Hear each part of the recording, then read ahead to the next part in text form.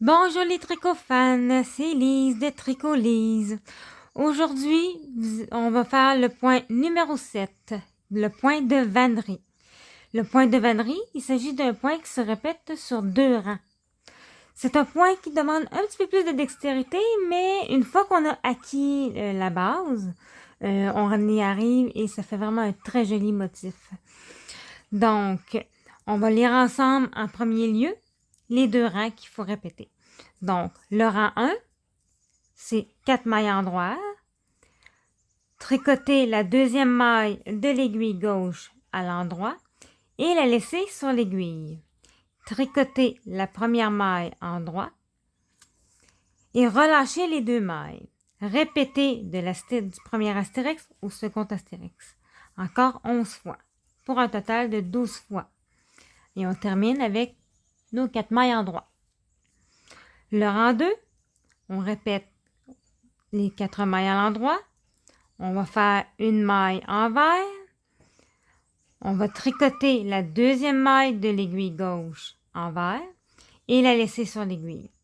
On tricote la première maille envers et on relâche les 2 mailles. On répète du premier astérix au second encore 10 fois pour un total de 11. On fait une maille à l'envers et on termine avec 4 mailles en droit. Et on répète ces 2 rangs 19 autres fois. Donc, pour un total de 40 rangs. OK? Donc, on va voir ce que ça fait. Pour certains, ça fait l'équivalent d'une maille, d'une torsion. C'est ce qu'on appelle une torsion à gauche ou une torsion à droite. OK? Vous en avez ici un petit exemple. J'en ai fait quelques rangs. On voit ici, je vais l'approcher. Si vous regardez ici, là, c'est mon maille endroit. Au lieu d'être droite, comme le jersey standard, c'est tout de billets, comme ça. Ça s'en va tout comme ça. Et c'est la même chose de l'autre côté. Vous avez votre jersey en droit et sur l'envers, vous avez vos mailles envers qui sont également. Ça fait une belle diagonale. Donc, on va voir ça ensemble dès maintenant. Et vous allez voir, ça a de l'air compliqué, mais c'est très facile à réaliser. Donc, on fait nos 4 mailles à l'endroit. 1, 2, 3 et 4. Donc, on commence ici. Ils disent tricoter la deuxième maille de l'aiguille gauche, endroit, et la laisser sur l'aiguille. On tricote ensuite la première maille et on relâche les 2. Donc, dans le fond, quand on tricote habituellement, la première maille est comme ça ici. Pardon. Je vais me réajuster dans la caméra. Donc, on tricote comme ça. Mais là, il nous demande de tricoter en droit la deuxième maille, celle qui est juste ici. Donc, on va la tricoter. Mais on ne doit pas tricoter la première. On doit vraiment la sortir entre les 2. Donc, on va la tricoter à l'endroit. Et on va passer l'aiguille par-dessous comme ça. Mais on ne la relâche pas. Un peu comme les augmentations barrées. Qu'on tricote 2 fois la même maille. Et ensuite, on va venir piquer notre aiguille comme ça. Puis on va tricoter la première maille à endroit également.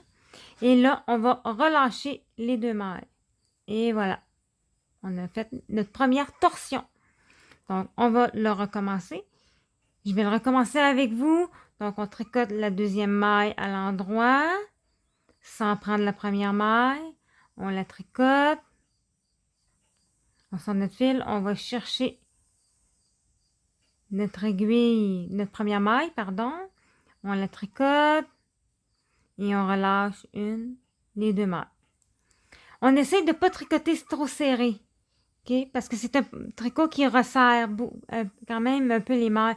Donc, en ayant un fil plus large, ça fait quelque chose de plus souple.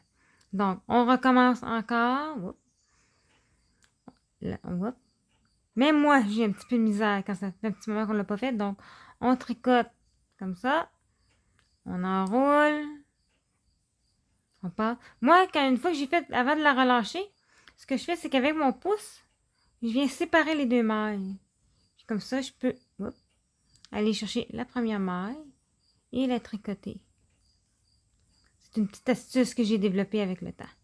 Donc, on continue. Toujours, on répète ces deux. La deuxième maille, on ne la relâche pas, on tourne par-dessus pour aller chercher la première. Comme ça, tout le long. Encore une fois, on tricote. Et on reprend la première, on enroule et on relâche les deux mailles. On recommence encore, on tricote les deux mailles. La deuxième maille, on enroule. Oups, je viens de perdre mon fil. Bon, comme là, je viens de prendre mes deux mailles. Je ne vais pas faire de diminution. Je vais juste jouer un petit peu avec mon aiguille jusqu'à ce que j'arrive à les séparer. Et voilà. Et je vais continuer comme ça à tricoter. Je sépare même deux mailles, je m'en vais rechercher la première et on la relâche. Encore une fois, la deuxième maille, on la tricote. Oups.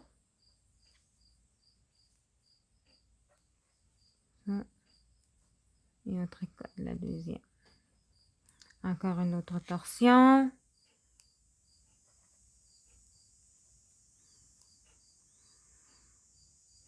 Souvent, quand on tricote la première, c'est facile de la relâcher. Mais pour celle-ci, le petit truc que je peux vous donner, c'est vraiment d'aller, quand vous la tricotez, la deuxième maille, vous l'enroulez, ramenez votre aiguille là, en dessous, comme ça, vers l'avant.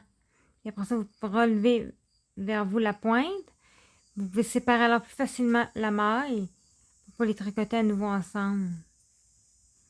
Puis vous l'enroulez et on fait attention de passer entre les deux.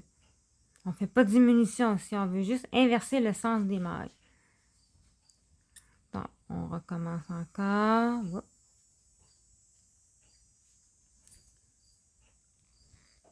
Okay. Je ramène et on relâche. Il nous reste encore deux torsions à faire. Donc, encore une fois.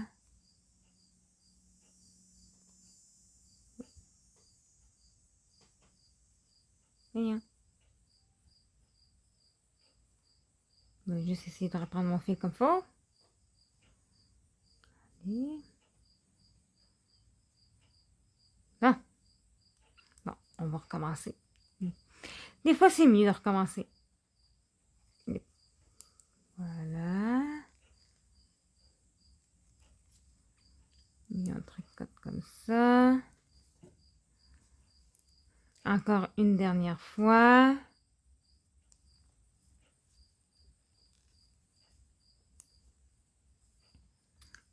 Et on relâche et on termine avec nos 4 endroits régulières.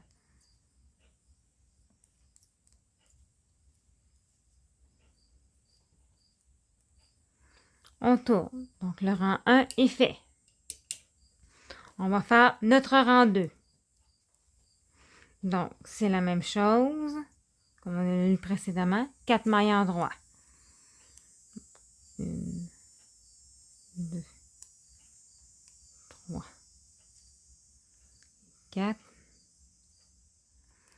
Et on va faire, selon les instructions, on ramène notre fil devant pour faire une maille à l'envers.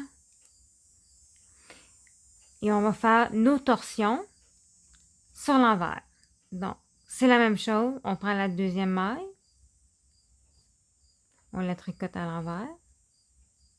Mais là, regardez, on la sort comme ça, par-dessus. On tire un petit peu. On va venir rechercher. On ne quitte pas encore nos mailles, mais on va revenir. Okay. On va séparer. On va aller piquer envers la première maille. Puis on va aller la tricoter. Et là, on peut relâcher nos deux mailles. On va recommencer sur l'envers, la deuxième maille. On passe bien entre les deux fils. On ramène pour pouvoir être capable de tricoter. Et voilà.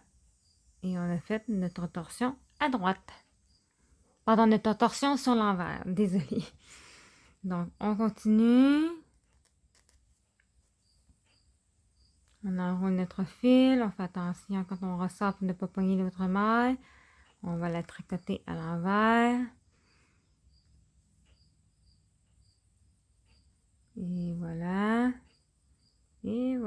on continue. Oups. Quand je vous parlais de la tension, c'est ça. Ici, j'ai été un petit peu trop serré. Donc, si vous êtes trop serré, ça devient difficile de faire le mouvement de la torsion. Voilà. Encore une fois, on enroule. On sépare bien les deux mailles. On va pas chercher la première. Voilà. Encore une fois. La deuxième maille sur l'envers. On tricote notre maille.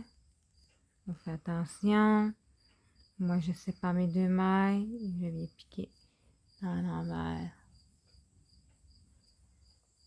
Et voilà.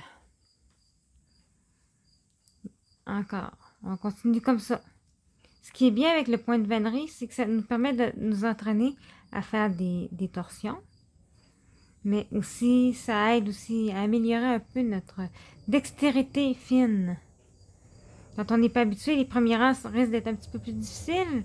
Mais quand vous en aurez fait peut-être une dizaine de rangs, probablement que vous allez être beaucoup plus à l'aise. D'accord. Désolée. Le projet commence à être un peu long, sûrement pour vous autres aussi. Fait que j'ai un petit peu de mal à garder le centre de la caméra. Voilà, on continue. Il me reste encore deux torsions à faire encore. Donc, encore une fois, sur la deuxième maille. On sépare bien. On enroule et on tricote à l'envers. Encore une dernière fois, on va chercher notre deuxième maille. On enroule pour la tricoter à l'envers. On la ressort, notre fil entre les deux. Bien les séparer. On tricote notre première maille. Et on relâche. On a fait nos 11 répétitions. On va aller chercher notre dernière maille envers. Et il nous reste nos 4 mailles en droit.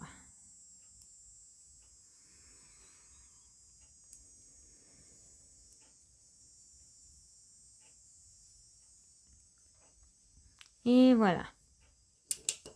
Notre point de vannerie. Donc, je vais vous le retourner. Et vous le montrer, encore une fois, le petit motif que ça donne.